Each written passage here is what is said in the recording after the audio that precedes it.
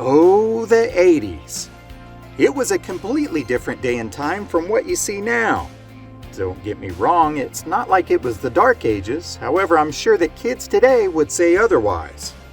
But if they ever do ask you about the good old days, then just tell them how awesome it was. There are a lot of things that sound crazy now, but there are some things that kids today will never experience.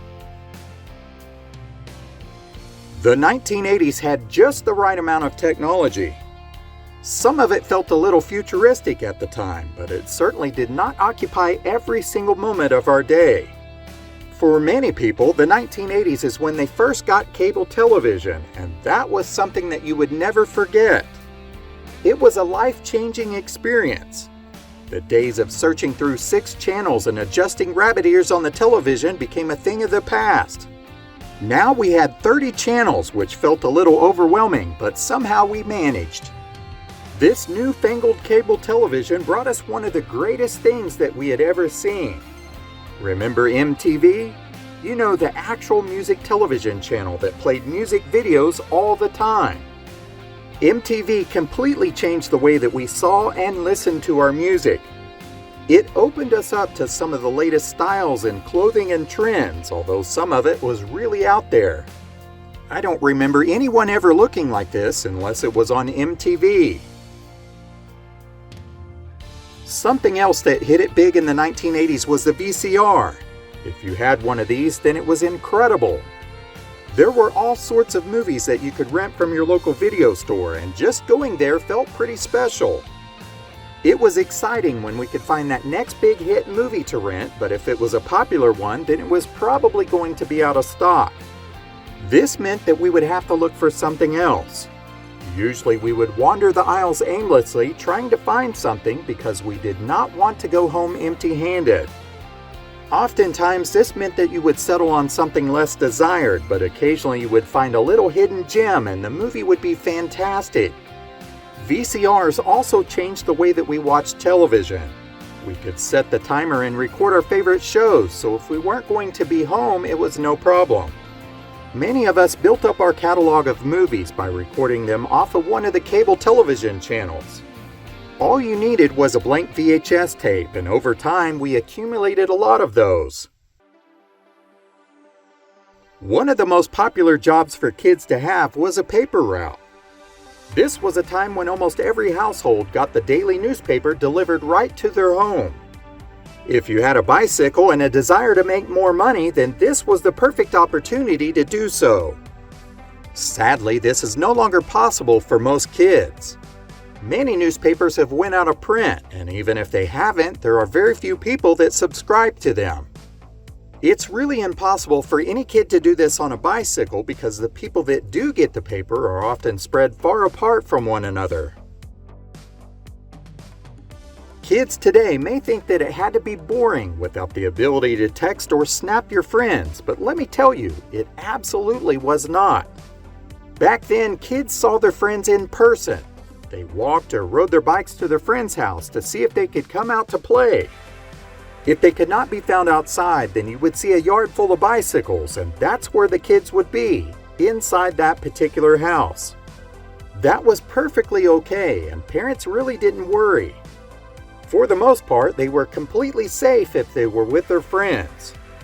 In school, kids had another way of communicating. Passing notes in class was an 80s kids version of texting. But they had to be careful not to get caught.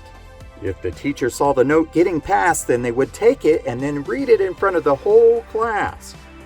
That could be super embarrassing depending on what you had written. Kids also loved talking to friends on the telephone.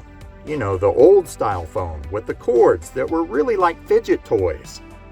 You could twirl your finger around the cord or use it as a jump rope if it was long enough. Some cords were super long and it allowed you to take the call into another room. If you did not have to do that, then you were probably one of the fortunate kids to have a phone of your very own in your room.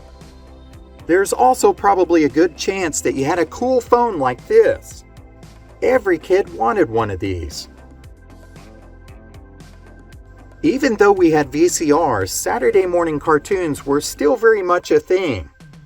Kids everywhere got up super early on Saturday mornings and plopped in front of the television with a big bowl of their favorite sugary cereal. It was one of the few times where you could have complete control of the television in the living room. But when the cartoons were over, it was time to go outside. Most kids wanted to go outside, but if you did not, then your parents were probably going to make you. This was a time when parents could get something done around the house or have some peace and quiet. Once the kid was outside, they were off on their bicycle, and generally they never returned until later that evening when the street lights were on. Parents had absolutely no idea where their kids were all day, and that was perfectly fine. Speaking of kids being outside, it was completely common for kids to ride their bicycle with no helmets, knee pads, or elbow pads. And really, I'm not just talking about riding.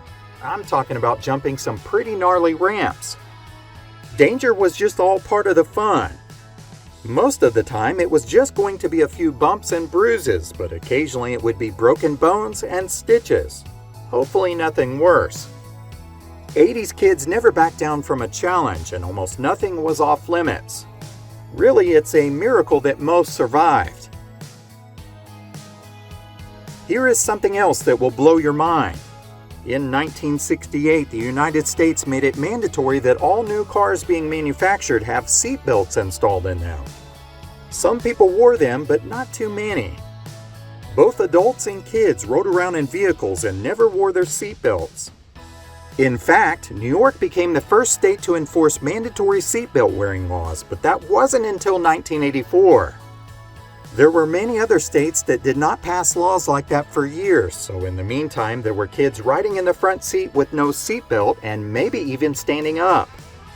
They also rode in the back dash, in the bed of a pickup truck, or bounced around in the back of a station wagon. Some of the station wagons at the time had a spare seat that faced the rear of the vehicle. Safety just wasn't at the top of the list. I know that sounds crazy, but it's true. Even today, seatbelts aren't fully like you would think.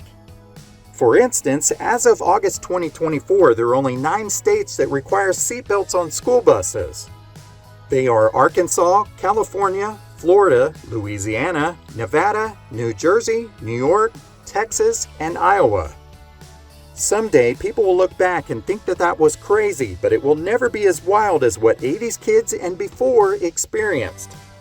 Back then, kids used to fight over who got to sit in the very back part of the bus. That was like a thrill ride every single day. If the bus driver went over a bump, then it would send the kids in the back seat flying into the air. Someday soon, kids will no longer know what that was like. 80s kids had game systems like the Atari 2600 and the Nintendo Entertainment System, but they were not consumed by them. There was no option of playing games online with your friends like there is today. Either you or your friend would have to go to the other one's house. But this was a time period when the newest games were still found in the arcades. That was how most kids played games with others. Social media did not exist in the 80s, or at least not the way it does today. 80s kids had their own way of socializing, and yes, it happened at the arcade, but it also happened at the shopping mall. This is where everyone was on Friday and Saturday nights. Kids could spend hours in malls and they had everything that you needed. Food, drinks, arcades, shopping, and plenty of friends. Malls were the social media of their time, and it was cheap entertainment. If the kids were old enough to drive, then they probably went cruising somewhere or parked in a parking lot. This was another version of social media, but the only difference was that it was done in person and face to face. It might be hard to believe, but the last of the 1980s was 35 years ago. Kids today really have no way of truly understanding how it used to be. The 80s was an incredible decade, and you can still see glimmers of it today. Mullets have come back, Air Jordans are still around, and even some of the other shoes seem to be a throwback to the 80s. But for some reason, there are still a few things from the 80s that we have never seen again, at least not on a mass level. Where are the Jordache jeans? parachute pants, or even the big hair on girls. Who knows, perhaps one day we'll see them again. What were some of your favorite things about the 80s? Let us know in the comments below. Thanks for watching.